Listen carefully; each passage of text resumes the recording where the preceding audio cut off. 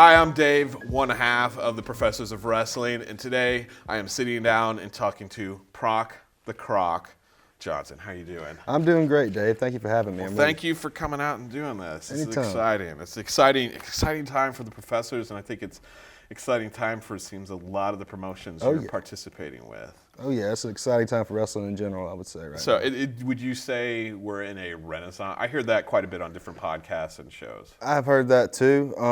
I think it's coming back strong. It might not be as strong as the Attitude Era, but I mean, it's going to be our new little internet bubble is what they're calling it, I think. I think, yeah, I'm excited about like all the different independent promotions, particularly in South Georgia, and particularly about all the good press we've been getting up north. Oh yeah. You know, having guys like Larry Goodman, Stephen Platinum, Rob Brodecker, the list goes on and on. Myron Fancher and Nick McDaniel. There's a lot of great podcasts. There's a lot of great wrestling personalities out there right now, and that's just something that's going to make the boys, it's going to help them out. It's going to help them get exposure, and it's going to help these promotions get exposure too. And that's Definitely. just great. I think it's like a rising tide lifts all Oh, ships. yeah. We all got to help each other out, and there's a great network down here, and everybody's helping. Oh, It's great. for sure. But to get into it here, one of the questions we seem to be asking on what we've done so far, and I find it interesting, but what got you into wrestling? Well, when I was a kid, it was just always my outlet. Just every memory I have of Christmas or, my birthday, I always remember getting, action figures. I mean, I was getting into it right at the tail end of, WCW and their demise. The Monday Night Wars. The Monday Night Wars. So this, the Wednesday Night Wars is, really exciting for me because I didn't get to experience that when I was younger. I mean, I remember opening up Bill Goldberg action figures. I mean, I think I even had Kevin Nash, maybe even DDP. Just being that we were closer to WCW than the WWE. The old at that time. NWA ties. Oh yeah. So that spurred you into. Well, as far as the actual career, I'd always been a fan and I'd always been athletic. I played football in high school and in college for a little while, and when I got done, I went back to school here at VSU, and. I'd always thought, man, that'd be something fun to do. It'd be something I really, really would enjoy. But I never thought, where am I going to learn how to do that? Right. And then it just happened that one time at a show, me and a buddy of mine were sitting there. We had a few beverages, and we were, talking to the, I wouldn't say talking. We were kind of barking at the trash talking the bad guy. And it was, the bad guy, Preston Paradise. Well, we're going at it. Then at the end of the show, me and my buddy went up and we were like, hey, man, that was great. And he looks at us like, what are y'all talking about? I thought y'all were wanting to fight me. I mean, he thought that we were, hook, line, and sinker, bit into everything. And you kayfabed him. Oh, I wouldn't say that so much. But, we came to good terms, and he said, well, if y'all ever get interested, y'all coming out and give it a shot. Well, it just so happens that the guy that was there with me at the show ended up being my biggest rival. It was Hunter Mako. It's a small world. It's a small world, especially when you get down into wrestling. You think it's it's a huge bubble with it being globally, but really it's a very tight-knit community, and some would even say family. I think it's that because of you have so few performers. And then you're all hitting all these different promotions. Get to see a lot of people. And just because we're so close to Florida, Atlanta's really not that far away. And you've got everything, Alabama.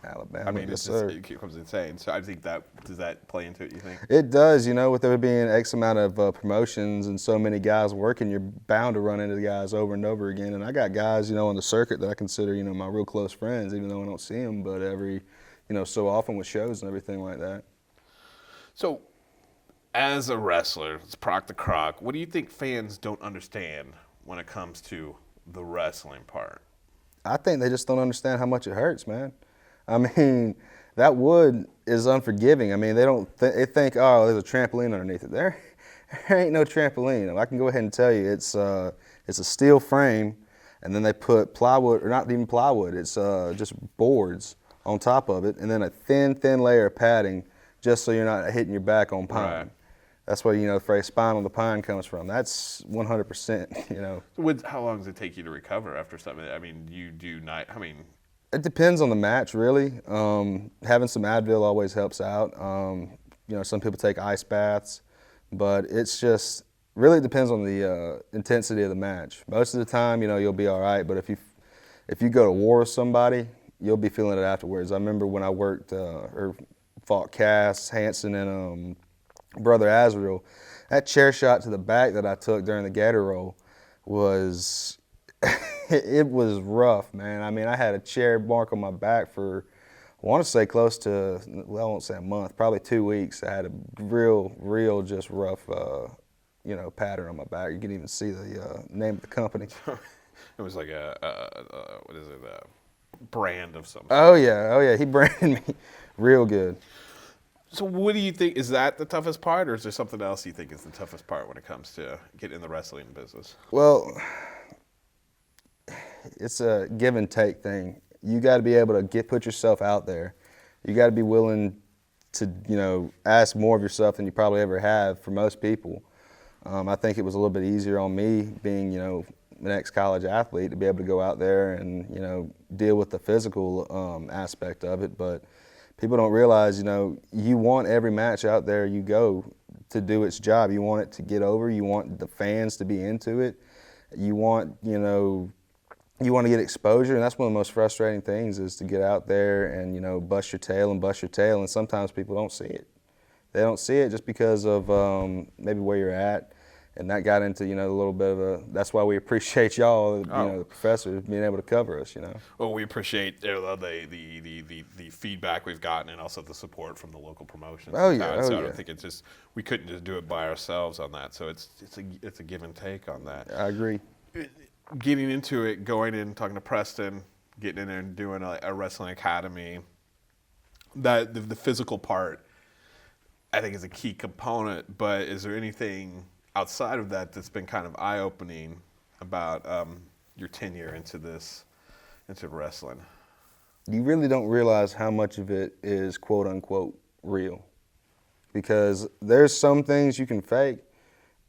Chops you can't fake. You can't fake a chair shot. You can't fake, going out there and bumping on boards. I mean, people don't realize just because it makes a noise, it doesn't hurt or something like that. Everything out there, honestly, I mean, it's just one of those things, if I could go back and tell myself, it's going to be rough. I mean, I know it's going to be rough, but it's going to be rough. Just buckle down, grit your teeth, and you're going to enjoy it. So how much, if you were to rate physical versus mental, would you do? Like, let's say on a 100-point scale. That's hard. That's why we're the professors. Hard-hitting questions. I appreciate it. But, a lot of it is mental, too. I've talked a lot about the physical aspect of it, but, as far as mental goes, I mean, if you don't go out there wanting to have that best match, then I really don't think that, if you're not trying to go out there and have the best possible match you can and do, what you need to do to get it over, then why are you doing it, I mean, and to answer your question, I'd probably say it might be split down the middle 50-50, because a lot of it is mental. And it's having that mentality like, all right, I'm probably going to get hit in the face tonight. Yeah. Probably going to get chopped on the chest. I'm probably going to hurt my back. But, it is what it is. We love it. We go out there, and we just try and do the best we can.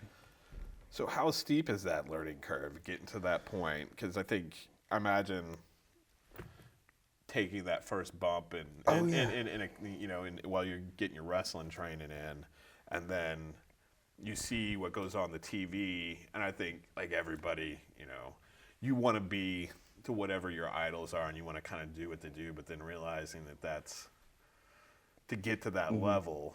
It's a lot of work and on a steep climb. It is, and I'm still on the curve, It's just, when you first get out there, you don't realize what that ring is made of. I know I keep going back to it, but, when you take that first bump, if you don't take it just right, it will ruin your day and your days after that. I mean, it's just, when you hit the ropes, people don't realize it's just rubber tubing with a cable like you see on a winch right in there. So you're going and you're hitting the ropes. Every time you do that, you're leaving a big old mark on your back from where that track has run right across it.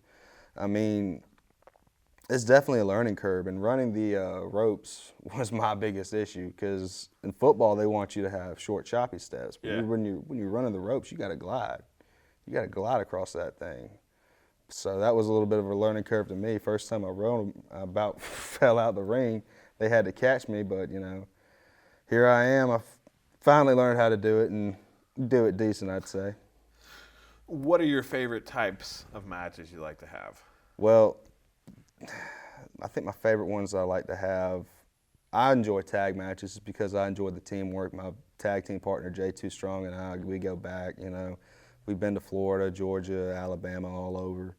And, it's a brotherhood, but when you get a tag partner and you two are really working together to accomplish a common goal, it's just completely different. And it brings me back to that whole, the times when I was on a team. And it gives me that teamwork atmosphere, and I really enjoy that. But also, a match that I hadn't had that I would enjoy having is a 2 out of 3 falls match because, to me, I mean that gives you each party, an equal shot. Because sometimes you can win with just a roll up, and somebody pulling the tights, and okay, you got me there. You pull the wool over my eyes, you got me. Right. But 2 out of 3 falls, that's just one. You got to beat me again, and I'm kind of wisened up after that one. Right. So going back to you in Southern Strong Style, how long getting that great tag teams definitely have a chemistry, and it's almost like they know what somebody's going to do before, and it's like a ballet, for better lack of a term. Mm-hmm. How long did it take for you and J2 Strong to get that chemistry to where? It took us a little bit. It took us, a little while to find our voice, I think, as a tag team. I think we're trying to hit our stride right now. Him coming back from injury is a big, big thing, because we had to take a little hiatus. People thought that we might have broken up, but, we had our bumps in the road, but, I would have never said anything, as far as, us breaking up as a tag. I mean, for us, to finally get together as a unit, I think it probably took us a good 6 months to a year before we finally found that voice, and then we became, Sunbelt Tag Team Champions. Then we became Pose Tag Team Champions, their inaugural ones. And coming up March 4th, we'll hopefully get that 3rd title reign. And he'll be double belting it. He'll be double belting it for sure, and hopefully we'll both have some straps around our waist. So what's your most memorable match at this point is what I was trying to say. I tell you what, winning our first titles, from Bad Guy Inc., who at that time were the 2 of the guys that had trained us. And I say at that time, they still are 2 of the guys that trained us. But beating Johnny Maverick and Preston Paradise, that Which was. I do have to say is the best dressed GM man. Oh yeah. I've heard promotion. that. I've heard that a lot, and I agree. He's a sharp dressed man, like the song. But that was a very, very memorable match. Finally winning some kind of title after your career, kind of certifies yourself as. Well, it feels like you give yourself a little bit of self-validation, and also if I was to say another memorable match, I just had one of my favorite ones with William Huckabee up in North Georgia for PCW, and he's up for Feud of the Year with Joe Black. Okay. And he knows his stuff, and he brings it. He is a freight train, and he will pop you in the jaw. It's just one of those things that I love getting in there with a hoss and just going at it, big old hoss fight. Would you say you're more of a brawler, your style? I like to have a little bit of a technical aspect, but being from the swamp and everything, I'll get down and dirty and I'll brawl with any of them. You got a lot of on the Steven Platinum mentioned your promos are one of those ones you're setting a benchmark for a lot of young talent out there. That was really eye-opening seeing, Platinum mention it, and then seeing reports from Rob Rod, on Georgia wrestling history and everything. And, it's validation really. And, you need that every now and then, somebody tell you, keep it up, and even if it's, just in passing, it's always good to hear. But the biggest thing that I took away from that was, guys like Hold My Beer Hansen, J2 Strong, Brother Azrael, Preston Paradise, Hunter Mako, they're starting to get on the radar. in North Georgia. And it's not just because of what they're doing down here. It's because of guys like you. It's because of guys like Stephen thanks. Platinum. It's because of guys like, the Georgia wrestling history, tapped out guys, just looking at what we're doing and appreciating it. And being in South Georgia, it's a real hard thing to be down here and try and get exposure elsewhere. Do you think it's a good thing because it allows you to work on your craft, and it could be a double-edged sword. You can work your craft in a specific and not be on anybody's radar, so nobody's seeing, this botch or that botch or something like that. You can make those in I would say, relatively safe environment. I mean, obviously there's the physicality of it, but then you can go up to those other promotions in North, or even down in when we get into Florida, the Tampa, Orlando area. I worked for a promotion called CCW when I first started out in Florida, over in the Jacksonville area, and they were really, really instrumental in helping me try and figure out who I am as a worker and who I am as a wrestler. And I think being what you said, it is a double-edged sword. Early in my career, I was honing my craft, but now that I'm trying to come into my own, I'm trying to get that exposure. I'm trying to get that, attention and, trying to get those eyes on me so I can get those, extra bookings and everything like that. But I think it is a double-edged sword, but I think it's about to become something where we're not so much just a blip on the radar. So if somebody wants to get into the wrestling business, what advice would you give them? Stick with it. It's going to be tough. It's going to be hard.